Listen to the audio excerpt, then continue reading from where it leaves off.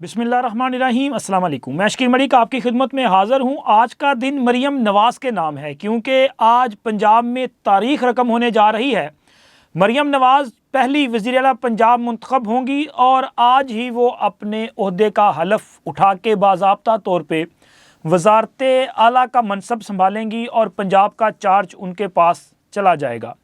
अभी जिस वक्त ये वीडियो रिकॉर्ड की जा रही है पंजाब असम्बली में जो है वो कायदे ऐवान के इंतखाब के लिए तैयारियां मुकम्मल की जा रही हैं। अरकान असम्बली की आमद का सिलसिला शुरू हो चुका है और आज कायदे ऐवान के इंतखाब की मुनासबत से सिक्योरिटी के भी बहुत सख्त इंतज़ाम जो हैं वो किए गए हैं। इजलास की सदारत स्पीकर पंजाब असम्बली मलिक मोहम्मद अहमद ख़ान साहब करेंगे और इसी तरह मुस्लिम लीग नून के जो अरकान असम्बली हैं वो उनकी जो एक मेजॉरिटी है, इस तरह इत्तेहादी जो हैं वो आज के इजलास में शरीक होंगे। लेकिन जिस वक्त ये वीडियो रिकॉर्ड की जा रही है उस वक्त का तक असम्बली का इजलास बाज़ाब्ता तौर पे शुरू तो नहीं हुआ, लेकिन अरकान असम्बली की आमद का सिलसिला जारी है और यकीनन जिस वक्त आप ये वीडियो देख रहे होंगे तब तक कायदे ऐवान का इलेक्शन हो चुका होगा और मरियम नवाज़ जो हैं वो एक वाज़े अक्सरियत के साथ कायदे ऐवान मुंतखब हो चुकी होंगी क्योंकि स्पीकर के इलेक्शन में हमने देखा कि हुकूमती इत्तेहाद को जो है वाज़े बरतरी हासिल है। हुकूमती इत्तेहाद को मजमूई तौर पे 225 के करीब जो है वो या इससे ज़ायद उनके पास वोट्स हैं या अरकान असम्बली हैं, तो लिहाजा इनकी अक्सरियत तो वाज़े है। जबकि दूसरी तरफ सुन्नी इत्तेहाद कौंसल, अच्छा वो बार बार ना ज़ुबान पे तहरीक इंसाफ आ जाता है, सुन्नी इत्तेहाद कौंसल की तरफ से राना आफ्ताब अहमद ख़ान उम्मीदवार हैं।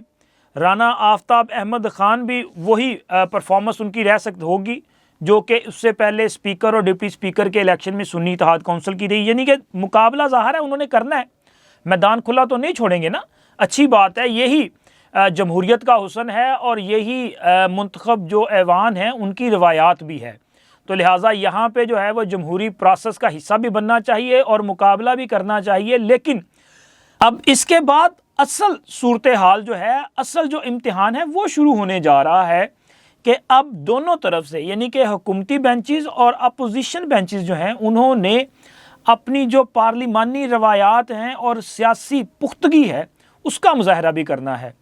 इससे पहले जो इजलास हुए वो कोई इतने अच्छे नहीं थे, उसमें हमने बहुत ज़्यादा हंगामा राय भी देखी, हुल्लड़बाजी भी देखी, बड़ी शदीद किस्म की नारेबाजी भी देखी और आज के इजलास में भी ये सारा कुछ हो सकता है क्योंकि मरियम नवाज़ इलेक्शन में है ना। मरियम नवाज़ तो तहरीक इंसाफ वालों के लिए या सुन्नी इत्तेहाद कौंसल वालों के लिए एक खौफ की अलामत बन चुकी हैं, चूँकि उनको ये लग रहा है कि मरियम नवाज़ जैसे ही वज़ारत आला का मनसब संभालेंगी तो शायद तहरीक इंसाफ वालों के लिए जो है वो जीना दो चार हो जाएगा या उनके लिए बहुत सख्त जो अहकामात है वो आने शुरू हो जाएंगे। ये उनका वैसे खौफ है, इतने खौफज़दा ना हो क्योंकि मरियम नवाज़ मियाँ नवाज शरीफ की बेटी हैं और उन्होंने सियासी मैच्योरिटी का मुजाहरा किया है और ये भी उनको एजाज़ हासिल है कि देखें कभी इसी मनसब पे मियाँ नवाज शरीफ जो हैं वो फ़ाइज़ हुए थे, वो भी वज़ीर आला पंजाब के मनसब पर फ़ाइज़ रहे।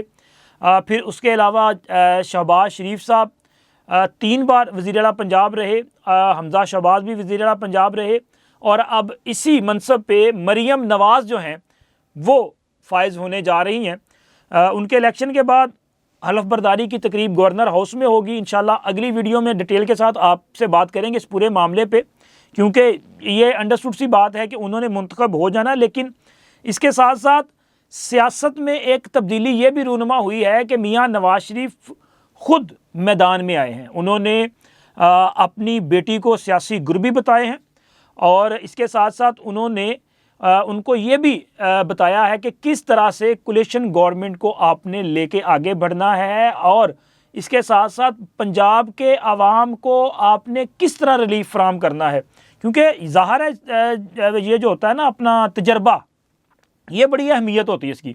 मियाँ नवाज शरीफ वज़ीर आला रहे, वज़ीर आज़म रहे, पाकिस्तान के सीनियर तरीन पॉलिटिशियन हैं और उनके ना सिर्फ पाकिस्तान बल्कि पूरी दुनिया में उनके बड़े अच्छे मरासम हैं, बड़ी दुनिया के साथ उनके ताल्लुकात हैं।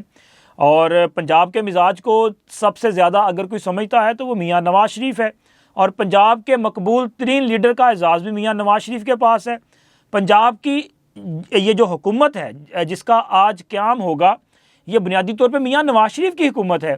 इस हुकूमत में जो भी फ़ैसले होने हैं वो मियाँ नवाज़ शरीफ की विजन के मुताबिक होने हैं, बल्कि उन्हीं की मंजूरी से होने हैं। तो उन्होंने एक तो मरीम नवाज़ से कल मुलाकात भी की, और इस मुलाकात में उन्होंने मरीम नवाज़ के हवाले से जो नेक ख्वाहिशात का इजहार भी किया, लेकिन इसके साथ साथ उन्हें कुछ गुर बताए। उन्हें बताया गया कि आपने ऐवान के अंदर अपने तमाम इत्तेहादियों को लेके चलना है, और इसके साथ साथ ऐवान के अंदर यानी कि पंजाब असम्बली में जो अपोजिशन है उसकी भी अहमियत है।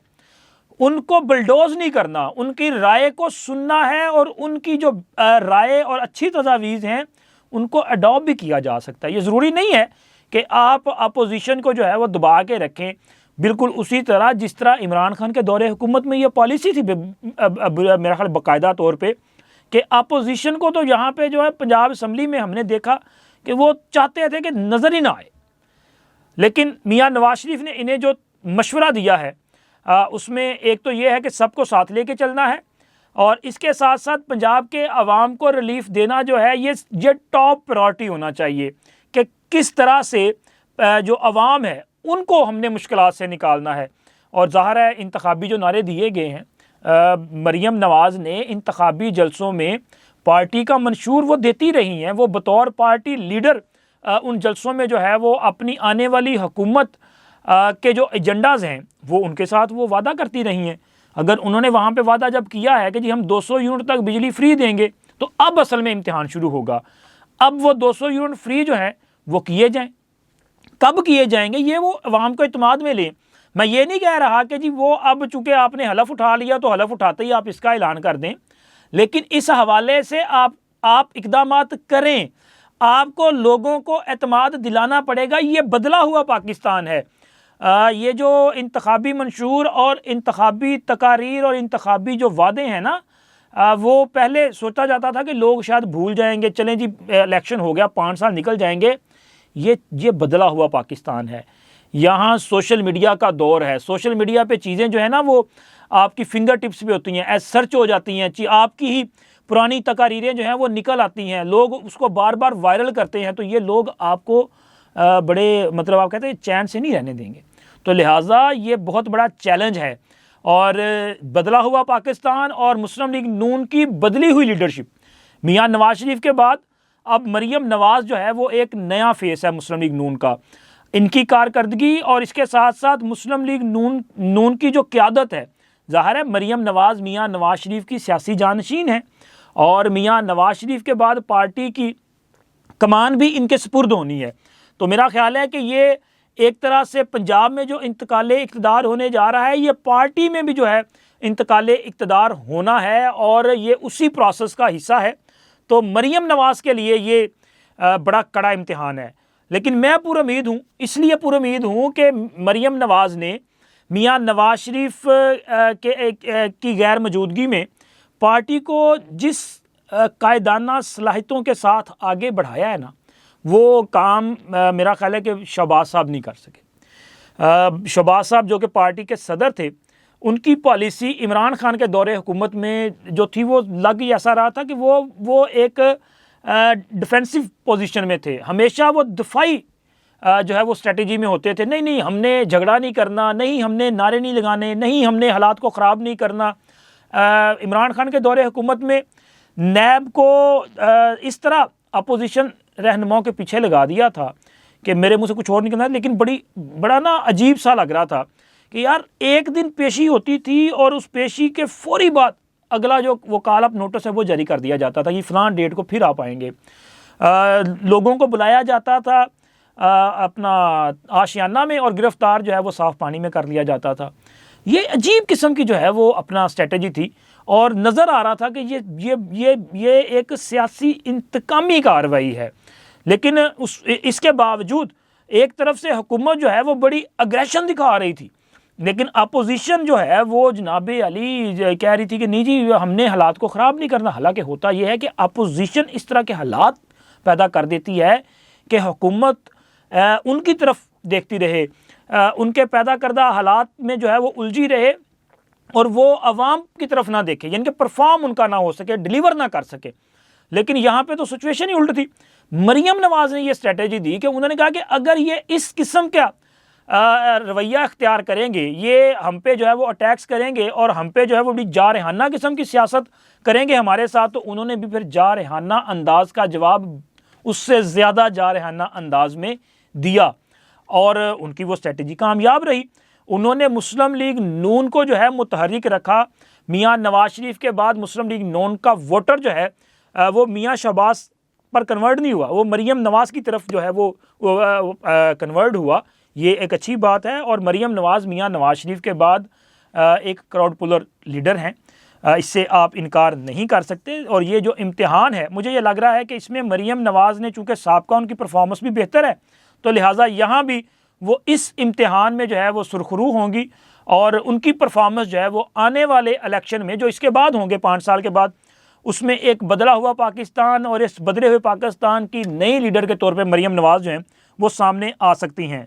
और इसके अलावा जनाब आसफ़ अली ज़रदारी साहब जो हैं उनका भी लग रहा है कि जैसे डट गए हैं, क्योंकि ये निजी टीवी चैनल जियो न्यूज़ ने ये खबर दी है। हालांकि पहले तो खबर ये आ रही थी ना कि अनवारुल हक काकड़ साहब जो कि मौजूदा निगरान वज़ीर आज़म हैं, उनको चेयरमैन सेनेट नामज़द कर दिया जाएगा और जैसे ही वो इंतकाल इक़्तिदार का प्रोसेस मुकम्मल होगा तो फिर उसके बाद वो पीपल्स पार्टी में शामिल हो जाएंगे और पीपल्स पार्टी में शामिल होने के बाद उनको दोबारा सेनेटर जो है मुंतखब करवाया जाएगा और वो चेयरमैन सेनेट के उम्मीदवार होंगे। और उससे पहले ये खबर आई थी कि पीपल्स पार्टी ने यूसुफ रज़ा गिलानी को चेयरमैन सेनेट के लिए नामज़द करने का फ़ैसला किया है। अब चूँकि सियासत में, मैंने पहले भी आपसे कहा था कि सियासत में कुछ भी हरफ आखिर नहीं होता, फ़ैसले चेंज होते रहते हैं। आपने देखा नहीं, मियाँ असलम इकबाल का फ़ैसला चेंज हो गया। मियाँ असलम इकबाल की जगह पे राना आफ्ताब साहब को उम्मीदवार नामज़द कर दिया गया वज़ारत आला के लिए, पंजाब की वज़ारत आला के लिए। और इसी तरह स्पीकर के लिए पहले नाम आया था मुस्लिम लीग नून की तरफ से मुजतबा शजाउर रहमान साहब का, लेकिन फिर जब माहौल देखा गया ऐवान का कि वहाँ पे किस किस्म का माहौल है, तो फिर फैसला किया गया कि नहीं, शायद मुजतबा शजाउर रहमान साहब जो हैं वो ज़रा ज़्यादा ही जो है वो शरीफाना अंदाज़ है उनका, तो उनकी जगह फिर मलक मोहम्मद अहमद ख़ान साहब का नाम आ गया। तो ये चेंज हो जाता है। इसी तरह अब एक बार फिर चेंज फैसला है और जियो न्यूज़ के मुताबिक पीपल्स पार्टी ने सैयद यूसुफ रज़ा गिलानी को ही चेयरमैन सेनेट का उम्मीदवार जो है वो फाइनल किया है। और इस हवाले से पार्टी के जो ओहदेदारान हैं, मतलब पार्टी में ये इन्फॉर्म कर दिया गया है कि हमारे चेयरमैन सेनेट के उम्मीदवार यूसुफ रज़ा गिलानी ही होंगे। इसकी वजह यह है कि पार्टी क़यादत का ये ख्याल है कि अगर यूसुफ रज़ा गिलानी जो कि 8 फरवरी के इंतखाबात में बतौर मेंबर कौमी असम्बली भी मुंतखब हो चुके हैं, अगर वो कौमी असम्बली का हलफ उठाएंगे तो फिर सेनेट की सीट जो है वो खाली हो जाएगी। तो मौजूदा सूरत हाल में शायद पीपल्स पार्टी दोबारा ये सीट नहीं जीत पाएगी और यूसुफ रज़ा गिलानी के पास मज़ीद अगले 3 साल भी हैं, तो लिहाजा पीपल्स पार्टी की सेनेट में पोजीशन जो है वो कमज़ोर होगी। हालांकि सेनेट में एक एक सीट की बहुत अहमियत होती है और सेनेट जो है वो बड़ा अहम फोरम है। तो इसलिए उन्होंने फ़ैसला किया है कि जी हम ये जो कौमी असम्बली की सीट है ये खाली कर देंगे और ज़िमनी इलेक्शन में दोबारा सीट जीत सकते हैं। तो इसलिए पीपल्स पार्टी का ये फ़ैसला है कि यूसुफ रज़ा गिलानी ही हमारे जो है वो चेयरमैन सेनेट के उम्मीदवार होंगे। अब देखें कि अगले चंद रोज़ में ये सारी चीज़ें जो हैं वो बड़ी सामने आ जाएंगी, क्योंकि अब तो असम्बली का इजलास भी 29 तक तो हो ही जाना, लेट से लेट तो वो इजलास भी हो जाएगा। फिर उसके बाद सदर ममलिकत का इलेक्शन है वो भी हो जाएगा। फिर उसके बाद ज़ाहिर है चेयरमैन सेनेट का भी मामला आना है और इसके बाद जो सेनेट के इलेक्शन है तो वो भी मामला जो है वो करीब करीब है। तो सारी चीज़ें जो हैं वो अगले, मेरा ख्याल है कि 1 माह के अंदर अंदर जो है वो सब कुछ पूरी वो खुल खुला के सामने आ जाना है। तो इसमें मज़ीद जो कोई किसी किस्म की कोई ऐसी ढकी छुपी बात तो रहनी नहीं है। लेकिन ज़ाहिर है ज़रदारी साहब ये चाहेंगे तो ज़रूर कि उनका बहुत करीबी बंदा जो है वही चेयरमैन सेनेट लगे, बड़ा अहम ओहदा होता है। लेकिन देखें जी, क्या ज़रदारी साहब वाकई डटे रहते हैं, उनकी ख्वाहिश पूरी होती है कि या फिर काकड़ साहब को लाने वाले कामयाब होते हैं, ये तो आने वाला वक्त बताएगा। अब तक इतना ही, अल्लाह हाफिज़।